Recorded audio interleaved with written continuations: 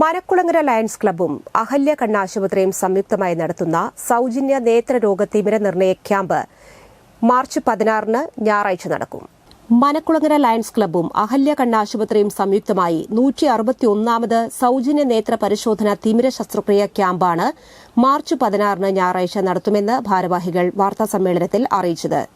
Kodakara government LP സ്കൂളിൽ രാവിലെ 9 മുതൽ ഉച്ചയ്ക്ക് 1 മണിവരെയാണ് ക്യാമ്പ്. പങ്കെടുക്കുന്നവർ കോവിഡ് പ്രോട്ടോകോൾ പാലിക്കണം. എല്ലാ മാസത്തെയും 3ാമത്തെ ഞായറാഴ്ചയാണ് ക്യാമ്പ്. ഭാരവാഹികളായ P. Radhakrishnan, KK Venkatachalam, K. Sanjeev Menon, Anil Vadakkedath എന്നിവർ വാർത്താസമ്മേളനത്തിൽ പങ്കെടുത്തു.